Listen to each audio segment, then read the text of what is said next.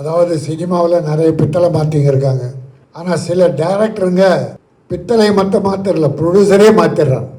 ஷைரன்றான், பார்க்கிங்கிறான், யூட்டர்னுங்கிறான். அதாவது சினிமாவில் நிறைய பித்தளை மாற்றிங்க இருக்காங்க. வாயிலே வடை சுட்டு வட்டி வாங்கிட்டு போயிடுவானுங்க.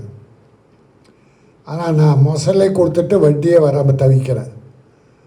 நிறைய பேர்கிட்ட பணத்தை கொடுத்துட்டு வட்டியே வராமல் தவிக்கிறேன். ஆனால் என்கிட்ட வாயில் வடை சுட்டு என்கிட்ட பணத்தை வாங்கினவன் வரவே மாட்டேங்கிறான். கிட்ட பதிலே ஃபோனே எடுக்க மாட்டேங்கிறான். அப்படிப்பட்ட பித்தளை மாற்றிகள் நிறைய இருக்காங்க. உஷாராருங்க. அதுக்கிடையில் ஒரு தங்கமான ப்ரொடியூசர் சரவணன். அது மட்டும் இல்லை, நான் அவர்கிட்ட கேட்டேன், ஷூட்டிங் எத்தனை நாள் நடந்தது, எப்படி நடந்ததுன்னு. மிக மகிழ்ச்சியாக சொன்னார். நிறைவாக தேவையான அளவில் நடந்தது சார். எனக்கு ரொம்ப திருப்தியாக இருக்குது. ஒரு ப்ரொடியூசர் அப்படி சொல்கிறதே இல்லை. டைரக்டரை பற்றி அவ்வளோ நல்லா சொன்னார். படம் ரொம்ப நல்லா வந்திருக்கு.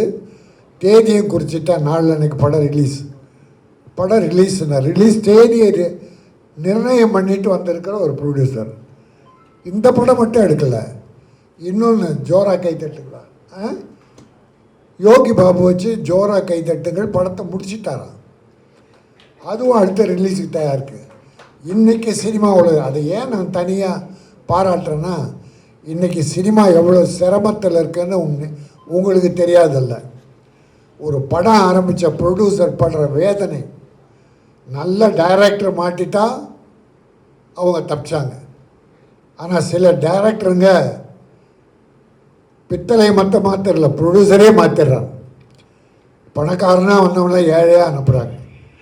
சிலர் எல்லாமே இங்கிலீஷ் டைட்டில், எல்லாமே ஷைரன்றான், பார்க்கிங்கிறான், யூட்டர்னுங்கிறான்.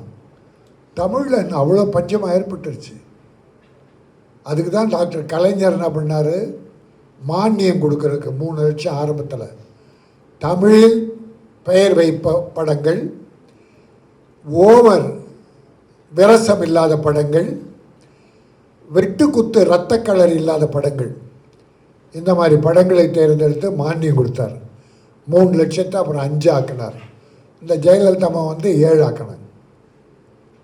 இல்லை, 3 கலைஞர் ஆக்கினார், 5 ஜெயலலிதா ஆக்கினாங்க, 7 கலைஞர் மறுபடியும் ஆக்கினார். அதுக்கப்புறம் அது அப்படியே விட்டு போச்சு. இப்போ மறுபடியும் அதை பற்றி பரிசீலனை பண்ணிகிட்டு இருக்காங்க. நான் தமிழக முதல்வர் அவர்களை வேண்டி கேட்டுக்கொள்கிறேன். சினிமாவில் தியேட்டரில் டிக்கெட் விலை குறையணும். அப்போ தான் ஏழைகள் குடும்பத்தோடு படம் பார்ப்பாங்க. அல்லது சின்ன தியேட்டரில் உருவாக்கணும்.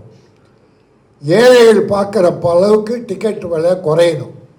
அந்த தமிழக முதல்வர்கிட்ட நான் ஒரு பெட்டிஷனாகவே கொடுத்துருக்கேன், கவனிக்கிறேன்னு சொல்லியிருக்காங்க. ஆகவே சினிமா நல்லா இருந்தால் மக்கள் மகிழ்ச்சியாக இருப்பாங்க. பொழுதுபோக்கு நிறைய சாதனை வந்துடுச்சு. இருந்தால் கூட சினிமாவுக்கு இருக்கிற அந்த மவுஸ், அந்த பவர் குறையவே இல்லை. என்ன ஒரு 100 படம் வந்தால் ஒரு 15-20 படம் ஜெயிக்குது, 80 படம் காணாமல் போகுது. அதான் பெரிய வருத்தமாக இருக்குது. அதை டைரக்டர் நல்ல கதையை தேர்ந்தெடுத்தார். இந்த விடுதலை பற்றி சொன்னார். விடுதலை சூரி தான் ஹீரோ. ஏற்கனவே ஒரு படம் கருடன், விடுதலை படம் ஏற்கனவே சூரி நடித்து வெற்றி பெற்றது. அது வெற்றி டைரக்டர். இப்போ கருடன் படத்துலேயும் அந்த தம்பி சக்ஸஸ் பண்ணியிருக்காருன்னா, கதை மண் வாசனை மிக்க கதை, தமிழ் பண்பாடு மிக்க கதை. ஆங்கிலத்தை போய் திருடிட்டு வர வேண்டாம். தமிழில் ஒவ்வொரு கிராமத்தில், ஒவ்வொரு தெருவில், ஒவ்வொரு வீட்லேயும் கதை இருக்குது. ஒவ்வொரு சம்பவம் ஒரு கதை தான். நீங்கள் கம்பராமாயணம் எடுத்துட்டால் விவேகுமாருக்கு தெரியும், ஒரு கதைக்குள்ளே இன்னொரு கதை பண்ணலாம். நிறைய கதைகள் இருக்குது. மகாபாரதம், அதில் எவ்வளோ கதைகள் இருக்குது, பண்ணுறாங்க. அதை நம்ம தமிழ் உணர்ந்தவர்கள் கதையாக பண்ணுறாங்க. ஆகவே தமிழில் மண் வாசனையோடு எடுக்கிற படங்கள், தமிழ் பண்பாடு கலாச்சாரம் மீறாத தமிழ் ஒழுக்கத்தோடு எடுக்கிற படங்கள் மக்கள் மனதை போய் சேருகிறது. அது வெற்றி பெறுகிறது.